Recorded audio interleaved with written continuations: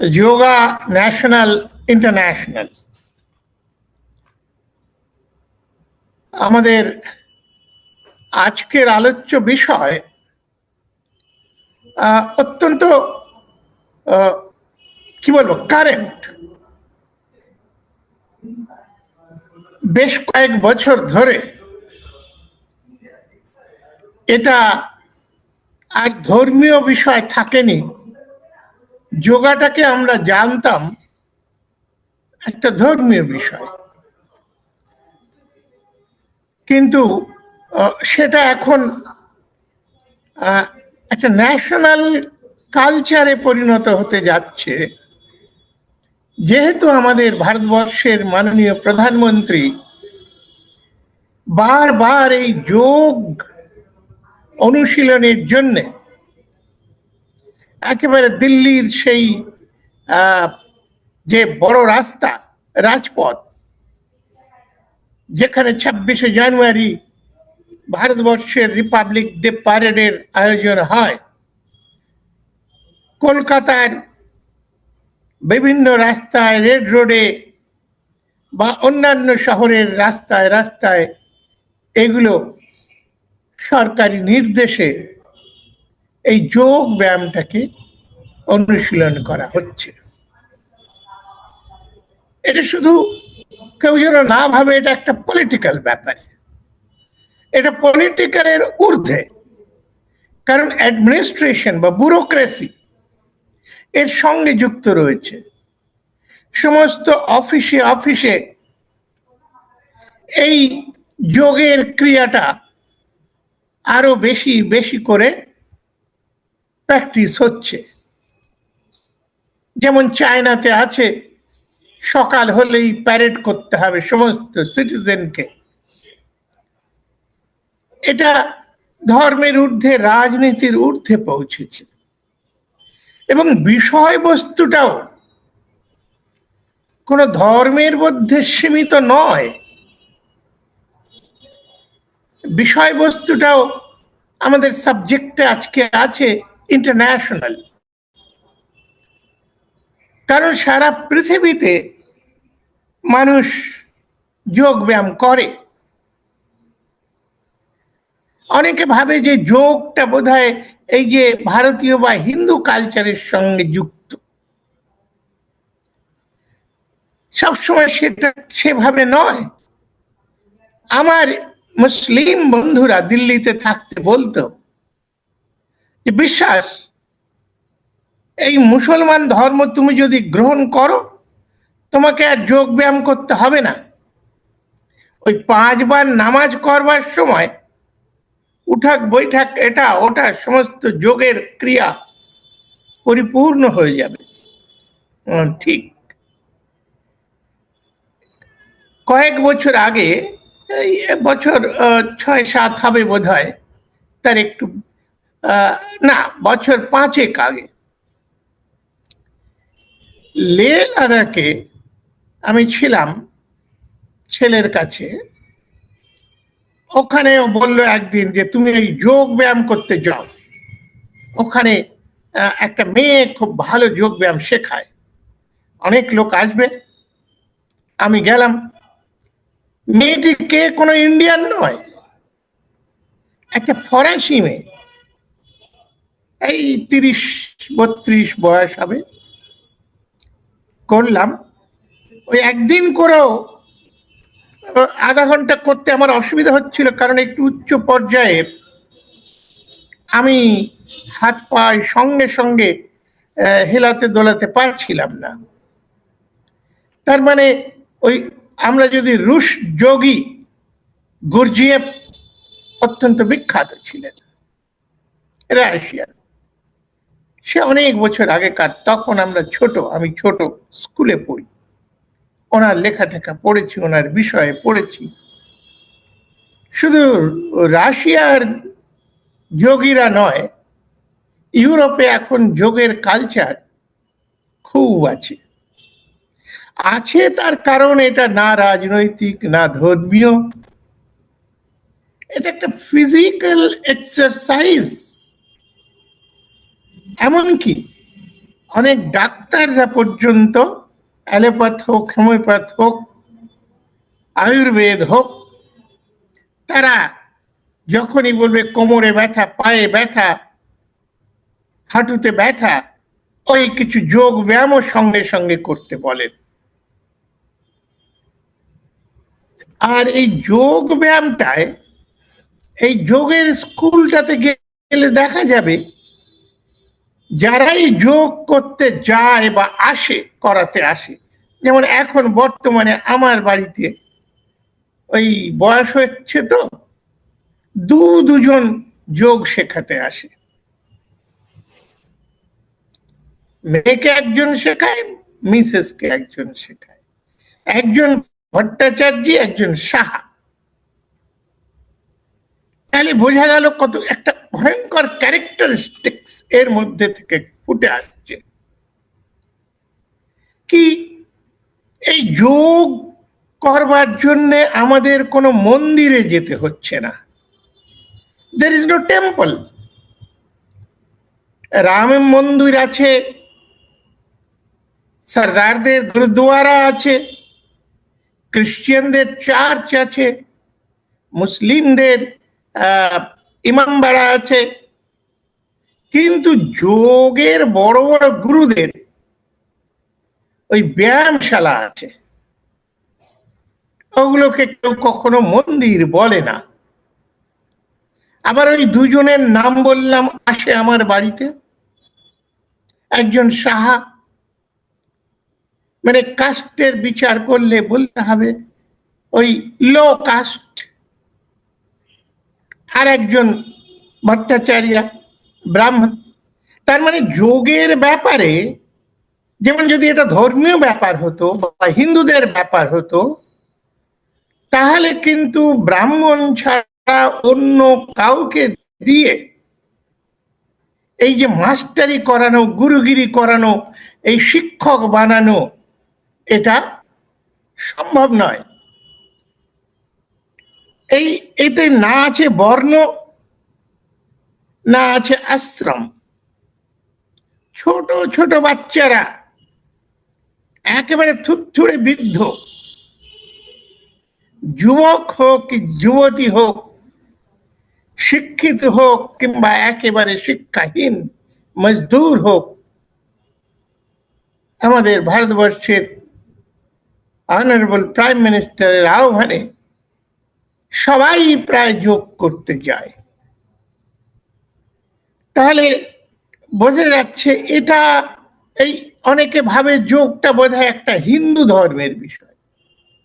না, হিন্দু ধর্ম হলে ব্রাহ্মণ থাকে না, পুরোহিত থাকে না, মন্দির থাকে না, এবং মেয়েদের ঢালাও অধিকার। ওই যে আমি বললাম লাদাখে যে মেয়েটি করাচ্ছিল ফরাসি, দেশের বিচার নাই, নারীর বিচার নাই, কিন্তু ধর্মের ব্যাপার হলে ইসলাম তো মেয়েদের এরকম খোলা অধিকার দেবে না। হিন্দুরা তো মেয়েদের এই ধর্মে কারিগরি করার, শিক্ষকতা করার কোনো অধিকার দেবে না। এমনকি ক্রিশ্চিয়ানিটিতেও একটু মিডল এজে একটু সময়ে গেলে, প্রাচীন দিকে গেলে দেখা যাবে যে মেয়েদের ওরা second, third, fourth class citizen বা একটা সমাজের প্রাণী হিসাবে ব্যবহার করছে। বাইবেল এবং কোরআন দুটোতেই একই কথা লেখা আছে। ওই সূরা নিসায় কিংবা ওই জেনেসিস, যে ঈশ্বর ষষ্ঠ দিনে সাবাতের আগে in his own image he created man, কিন্তু নারী সৃষ্টি করলেন কবে? বেশ কিছুকাল পরে ওই আদামের একটা হাড় নিয়ে ফুক মেরে। কি জন্যে? বাইবেল কোরআন পড়ে দেখবেন, পরিষ্কার লেখা আছে, টু অ্যাসিস্ট আদম তার মানে আদমের অ্যাসিস্ট্যান্ট হতে পারে, আদমের টিচার হওয়ার অধিকার নেই, কিন্তু যোগে আছে। আর যোগ যেহেতু এই আধ্যাত্মিক বিষয় নয়, সেই জন্য পাপ আর পুণ্যের এই সমস্ত আলোচনা নেই। কোথায় নেই?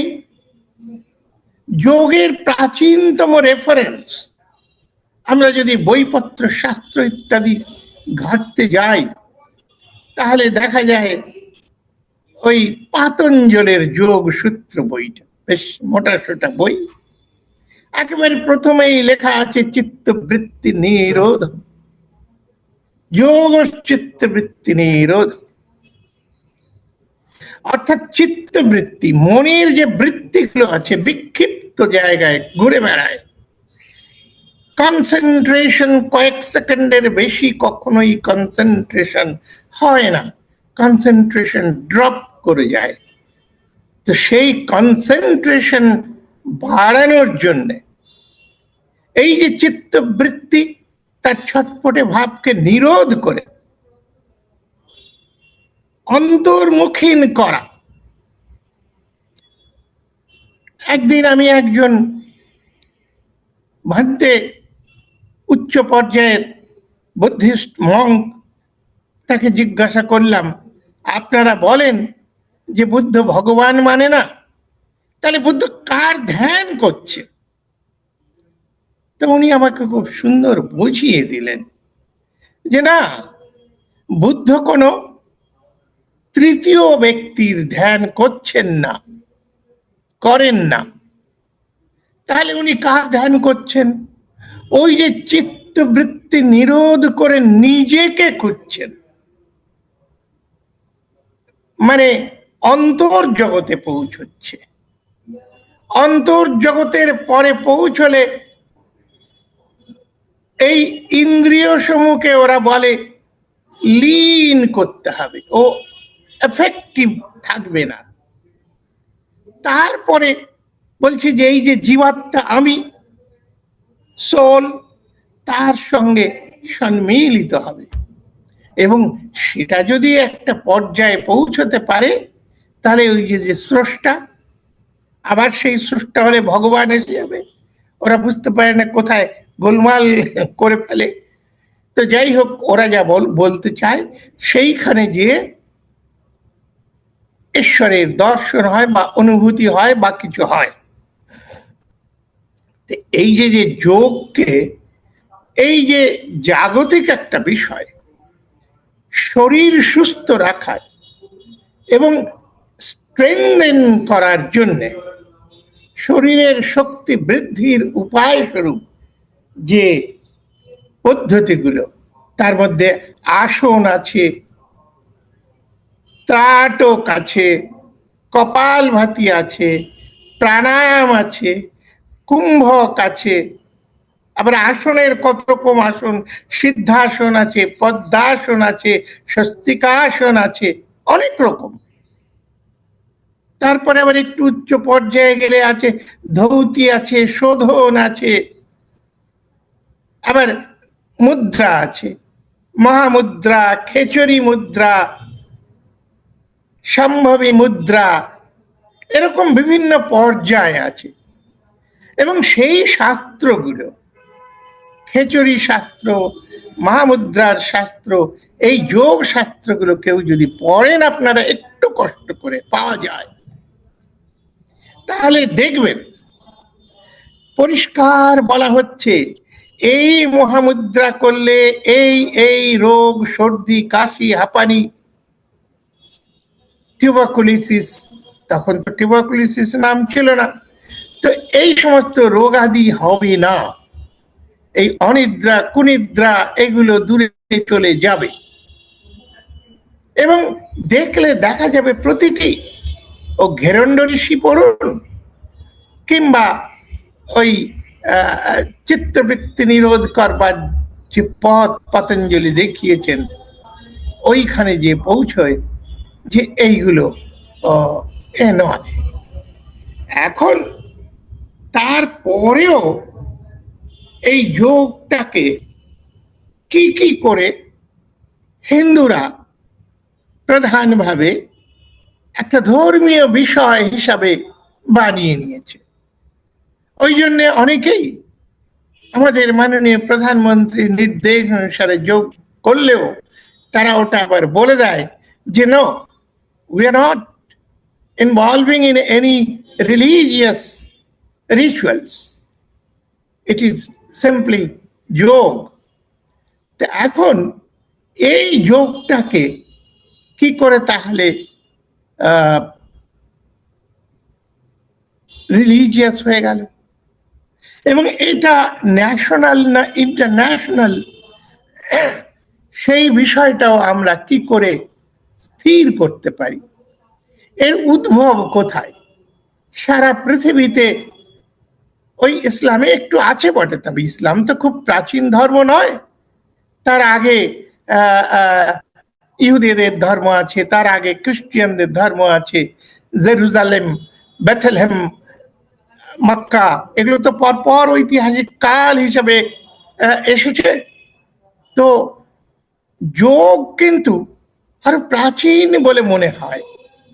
যেমন শ্রীমদ ভাগবত, শ্রীমদ ভাগবত মানে শ্রীকৃষ্ণের জীবনী গ্রন্থ। তাতে 11 খণ্ডের 20 শ্লোকে শ্রীকৃষ্ণ পরিষ্কার বলছেন, যোগাস্ত্রয় মায়া প্রক্তা নৃণং বিধৎসয়া জ্ঞানং কর্মৌ চ ভক্তিশ্চ ন পায়োন্নস্তি কঞ্চন। এই শ্লোকে, এই যে গীতার মধ্যে একটা শ্লোক পরিষ্কার বলছেন যে আমি মানুষের উদ্ধারের জন্য, কল্যাণের জন্য 3টে যোগের কথা বলেছি, এবং এই 3টে ভিন্ন কোনো যোগ নেই। কি কি 3টে যোগ? জ্ঞান যোগ, ভক্তি যোগ আর কর্মযোগ। কিন্তু আশ্চর্যের বিষয়, এইগুলো যে পরবর্তীকালের বানানো কথাবার্তা, প্রক্ষেপ বিক্ষেপ, সেগুলো বোঝা যায়। কারণ শ্রীকৃষ্ণ যে গীতা গ্রন্থ দিচ্ছেন, অর্থাৎ ওই কুরুক্ষেত্র যুদ্ধের মাঝে যে দীর্ঘ একটা বক্তৃতা দিয়েছেন, তাতে কিন্তু ভিন্ন চিত্র ধরা পড়ে। কি চিত্র ধরা পড়ে? ওখানে কিন্তু অনেক যোগ আছে, অনেক। কারণ 18 অধ্যায়ের গীতা গ্রন্থ, সেই গীতা গ্রন্থে কিন্তু প্রথম অধ্যায় কি? বিষাদ যোগ। তারপরে সাংখ্য একটা ফিলসফি, সে তাদেরও বলা হচ্ছে সাংখ্য যোগ, রাজযোগ, অক্ষর ব্রহ্মযোগ, বিশ্বরূপ দর্শন যোগ, মোক্ষ যোগ। এরকম 18টা অধ্যায়ে সবগুলোকেই তিনি যোগ নাম দিচ্ছেন। এবং শুধু তাই নয়, আর একটা অদ্ভুত বিষয় আছে, যা সাধারণত আমরা ভক্তরা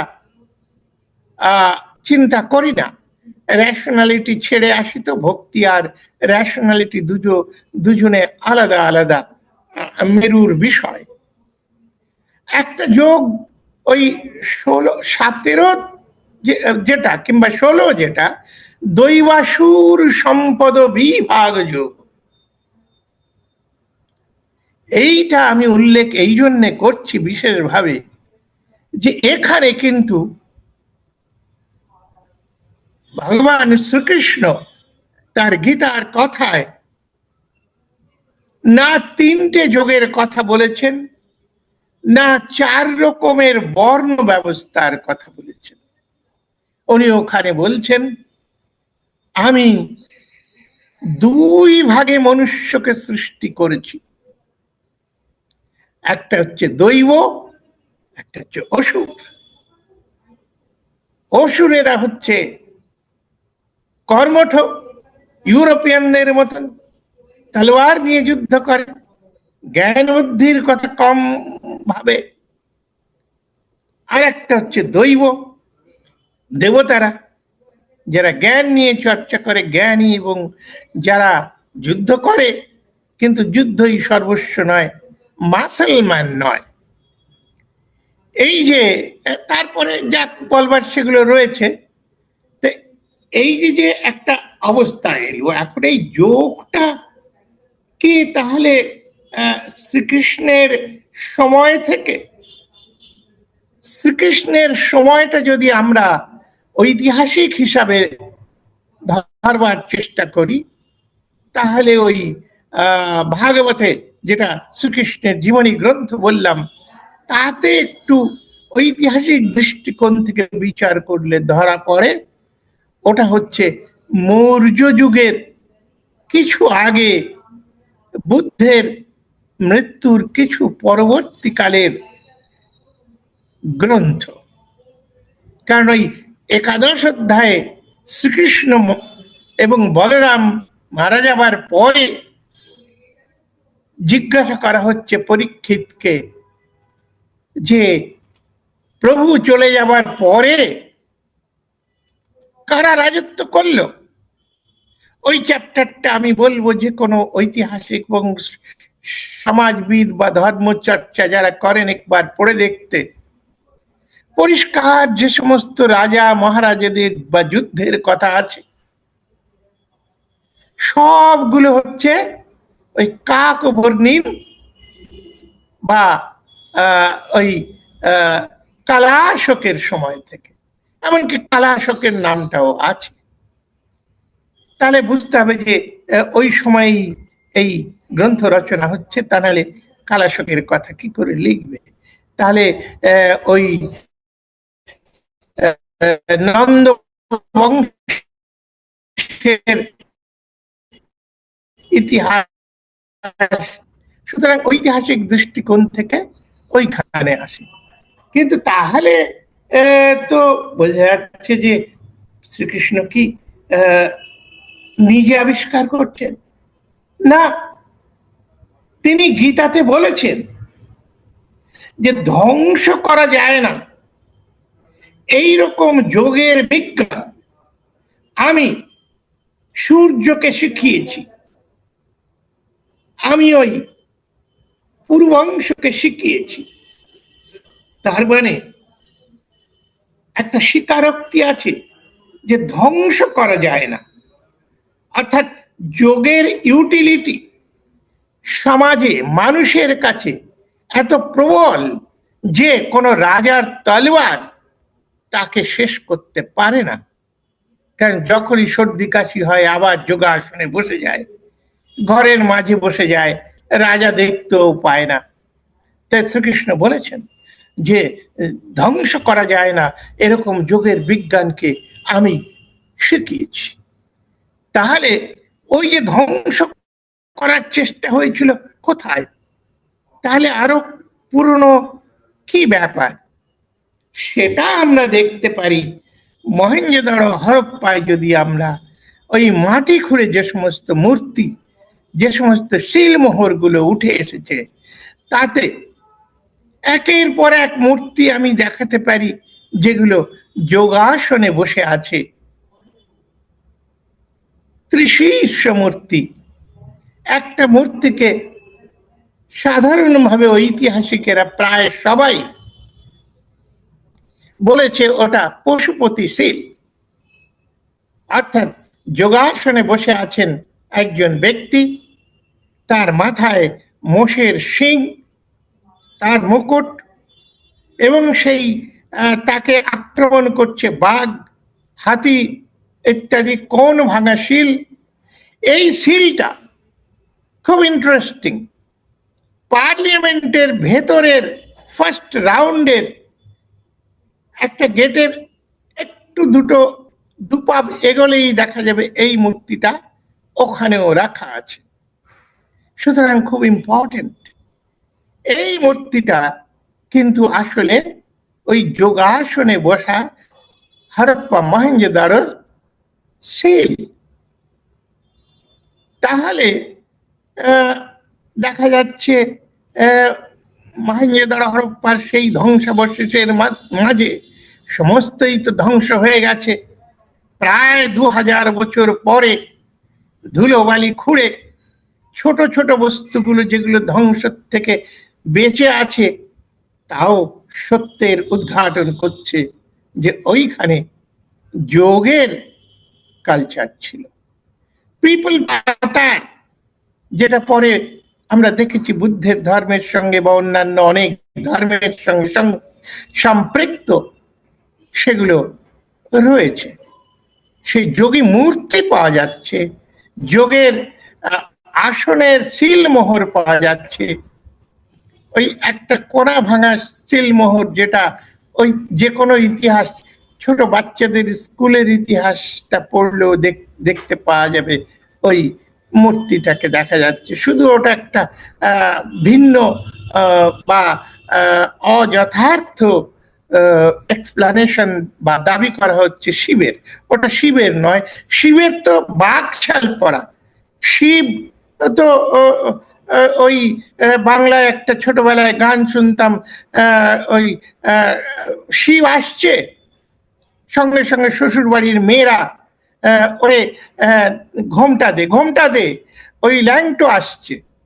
শিব সবাই জানে অর্ধ উলঙ্গ থাকতেন, কিন্তু ওই ওই যে সিলমোহরে যে এটা একেবারে হাত শরীর ড্রাফট, যেমন বুদ্ধের শরীর 3 ভাগ কাপড়ে মোড়া।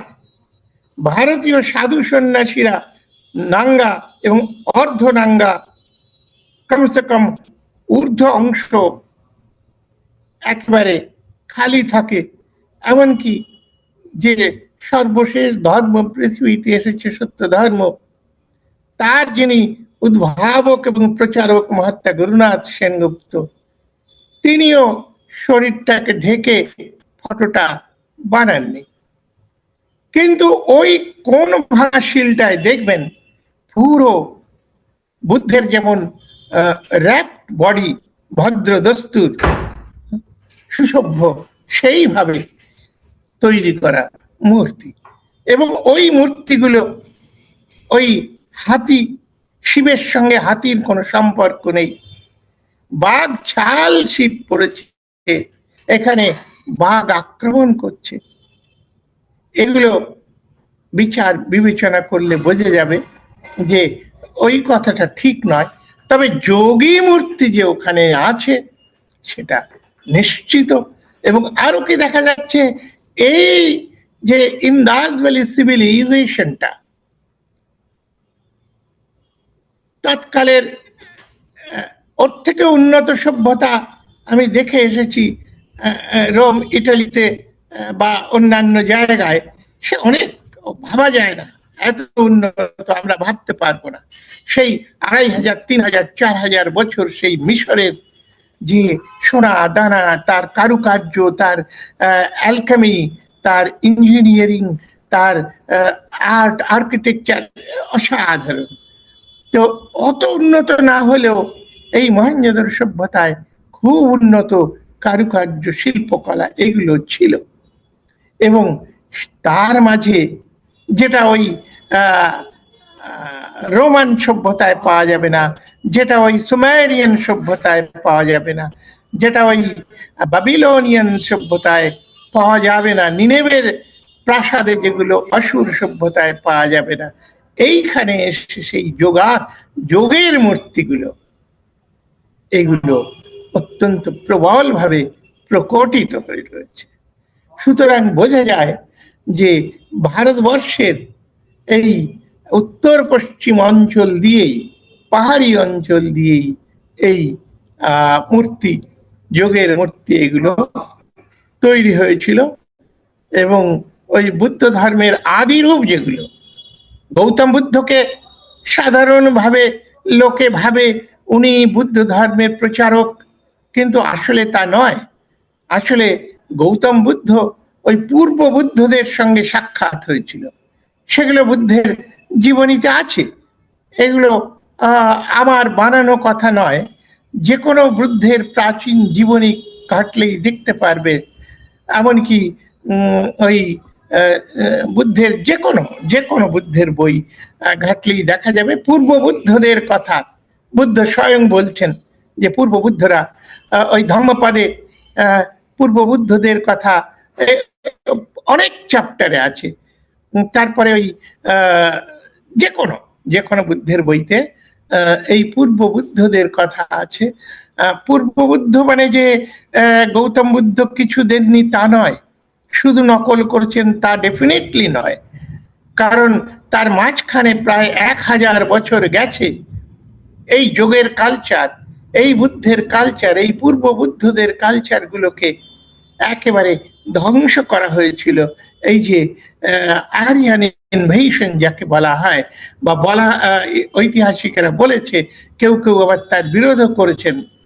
তো তার মধ্যে থেকে এই সূত্রপাত বা এই যোগের কালচার, এটা অবৈদিক, আর্য পূর্ব, এবং এই পরবর্তীকালের যে হিন্দু ধর্ম বা ব্রাহ্মণ্য ধর্ম বা ধর্মীয় বিষয় নয়, এটা একটা শরীরকে দৃঢ় করার জন্যে, যেটা আজও আমাদের প্রধানমন্ত্রী, মাননীয় প্রধানমন্ত্রী চেষ্টা করছেন জাতির সবল সুস্থ একটা জাতিকে খাড়া করবার জন্য। শুধুমাত্র ইকোনমি তো হবে না, economy is wealth, but health is a bigger wealth. If you don't have health, wealth is useless. সুতরাং আমাদের প্রধানমন্ত্রী তার জ্ঞানের সঙ্গে খাপ খাইয়ে এই বিষয়টাকে করছেন, এবং এটা একটা ইন্টারন্যাশনাল পর্যায়ে পৌঁছে গেছে। না, বুদ্ধ ধর্ম এর মালিকানা ওই ইন্দাস ভ্যালি সিভিলাইজেশনের যে সুসভ্য লোকেরা, এবং সেখানে যে ধর্ম ছিল সেটা তো পূর্ব বুদ্ধ বলা হয়েছে, ওদের বলা হয়েছে পূর্ব বুদ্ধ। গৌতম বুদ্ধকে বলা হয়েছে 28তম বুদ্ধ, 28। তার আগে 27 জন বুদ্ধ জন্মগ্রহণ করেছিলেন। এবং প্রথম দিকে আমার একটা ধারণা ছিল এই পূর্ব বুদ্ধরা এই পূর্ব ভারত থেকে ওই ইন্দাস ভ্যালিতে তাকে নিয়ে গিয়েছিল, কিংবা এখানে আর্যরা আক্রমণ করাতে ওরা ওই দিকে পালিয়ে গিয়েছিল। না, তা নয়। আসলে ওই পূর্ব বুদ্ধদের ইতিহাসের সূত্রপাত ওই পশ্চিম ভারতেই, ওই পাহাড়ি অঞ্চলগুলোতেই, যার জন্যে ওখানে গেলে দেখা যাবে লে লাদাখে বড় বড় রাস্তার মোড়ে তোরণ বানানো আছে, বড় বড় ধনীদের বাড়ির সামনে গেট বা তোরণ আছে। সেই তোরণে ওই ইন্দাস ভ্যালিতে যে চিত্র পাওয়া যায়, জোড়া হরিণ, 5টা 7টা পিপল পাতার ছড়ানো সুন্দর একটা ডিজাইন, আর মাঝখানে ওই চক্র, বাহুচক্র, এই নিয়ে তাদের তোরণগুলো তৈরি করা। বড় বড় তোরণ আছে। যে কোনো টুরিস্ট তার গাড়িতে করে যাবার সময় যদি সিটের সামনের দিকে বসে, তাহলে ওই তোরণগুলো দেখতে পাবে। এবং ওই যে জোড়া হরিণ, এটা বাংলায় দেখা যায় না, এদিকে দেখা যায় না, ওই পশ্চিমে দেখা যায়। আর ওরা যদি এদিক থেকে ধর্মটাকে নিত, মানে বুদ্ধগয়া থেকে যদি নিত, এই নেপালের তারাই থেকে গৌতম বুদ্ধের থেকে যদি নিত, তাহলে ওখানকার যে ভাষা, শুধু বুদ্ধের কালচারটা ডিফারেন্ট নয়, ওখানে ওদের ভাষাটা সম্পূর্ণ অন্য। তাহলে ধর্মীয় ভাষাটাকে এখান থেকে নিয়ে পাল্টে ফেলতো না কেউ। এক নম্বর হচ্ছে ভাষা হচ্ছে একটা অর্গানিক বিষয়। মানুষ পাগল হয়ে গেলেও সে বিড়বিড় করে তার মাতৃভাষায়, তার নিজের নাম মনে না রাখলেও সেই বাংলা মনে রাখে যদি পাগল বাঙালি হয়। আর বুদ্ধিস্টরা এই পাটনা থেকে তারা ধর্ম কাঁধে করে নিয়ে, বগলে করে, পকেটে করে, মাথায় করে নিয়ে গেল, আর ওখানে যে সেই ধর্মটাকে মেনটেন করলো, ধর্মের ভাষাটাকে মেনটেন করলো না, এটা হয় না, অবাস্তব বিষয়। তো যার ফলে এটার সঙ্গে ধর্মের বিষয়টা না জুড়ে স্থান মাহাত্ম্যটা আরো বেশি আমি বলবো, ওই যাতে ওই যে ইন্টারন্যাশনাল, সঙ্গে সঙ্গে ইন্টারন্যাশনাল হয়ে গেল। কারণ আজকে ওই মহেঞ্জোদারো হারাপ্পা কিন্তু ইন্টারন্যাশনাল বিষয়, ওটা কিন্তু আর ভারতবর্ষের সম্পত্তি নয়, ওটার এখন দেখভাল করে পাকিস্তান গভর্নমেন্ট। এবং ওটা যদি আজকে ভারতের ভেতরে থাকতো, আমার মনে হয় অনেক ফ্যানাটিক হিন্দু ওগুলো ডিস্ট্রয় করে দিত। কিন্তু পাকিস্তানে আছে বলে ওর হিস্টোরিসিটি গুলো অটুট থাকবে। এবং এ বিষয়ে নেহেরুর সঙ্গে জিন্নার একটা সমঝোতাও ছিল যে ঠিক আছে, এটা তোমাদের দিলাম বটে, তোমরা রাখবে তো। সুতরাং এর ধর্মের ঊর্ধ্বে যেটা আমাদের প্রধানমন্ত্রী এখন করছেন, যে পলিটিক্স ধর্ম ঊর্ধ্বে উঠে সমস্ত ব্যুরোক্র্যাটদের বলছেন সকালবেলা যোগব্যায়াম করতে হবে, এবং করছে, সবাই করছে।